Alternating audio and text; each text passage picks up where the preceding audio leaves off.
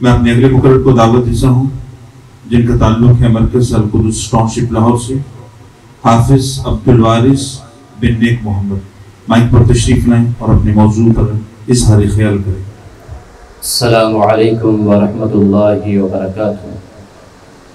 نحمده ونصلي على رسوله الكريم، اما بعد، قال تعالى ان اللہ لا یغیر ما بقوم حتى یغیروا ما بانفسهم، صدق اللہ العظیم۔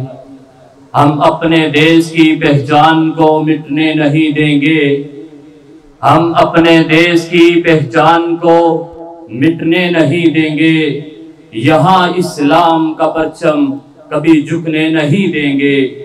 جناب صدر، قوموں کی زندگی میں بعض دن اس قدر اہمیت کے حامل ہوتے ہیں کہ ان کا تذکرہ دلوں کو ایمانی جوش سے بھر دیتا ہے۔ پاکستان کی تاریخ میں 14 اگست 1947 کا دن ایسی ہی اہمیت کا حامل ہے۔ بر صغیر کے مسلمانوں نے بے مثال قربانیوں سے اس شجر کی آبیاری کی ہے۔ ان قربانیوں کا مقصد ایک ہی تھا، ایک آزاد ملک اسلامی حاصل کیا جائے۔ جناب صدر، ملک پاکستان رنگ و نسل، علاقہ زبان سے تفاوت بالا تر ہو کر ایک ایسی فکر اور سوچ کی بنا پر وجود میں آیا۔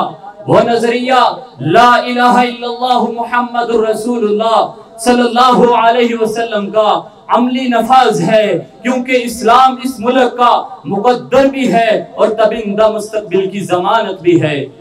جناب صدر، یوم آزادی و ملی اسلامی تقاضے میں یہ بھی شامل ہے کتاب خدا کی بالادستی کی جائے، اس مقدس کتاب کو سپریم حیثیت دی جائے، وضعی قوانین سے بالا تر ہو کر قوانین الہی کا نفاذ قائم کیا جائے۔ جناب صدر، اسلامی شعار کو پیدا کیا جائے، اسلامی قوانین کو، ازلی آسمانی حتمی قوانین کو پارلیمنٹ میں منظور کروایا جائے۔ جناب صدر، میں یہاں پر یہ کہنا چاہتا ہوں، یہی ہے آرزو تعلیم قرآن عام ہو جائے، یہی ہے آرزو تعلیم قرآن عام ہو جائے، ہر ایک پرچم سے اونچا پرچم اسلام ہو جائے۔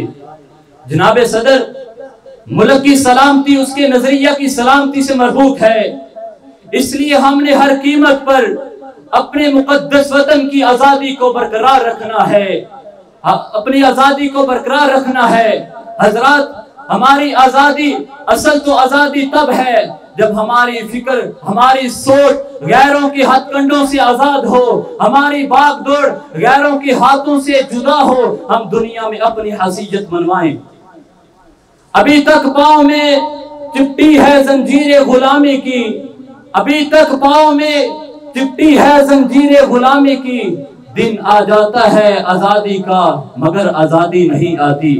جناب صدر، ہر ایک پاکستانی کو نظریہ پاکستان کی حرمت پر سب کچھ قربان کر دینے کا عزم کرنا ہوگا، ملک و ملت کی خدمت کا جذبہ رکھنا ہوگا۔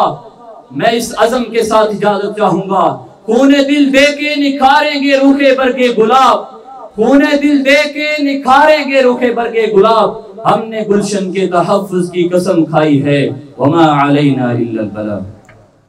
زندگی شعور سے، الحکمہ انٹرنیشنل۔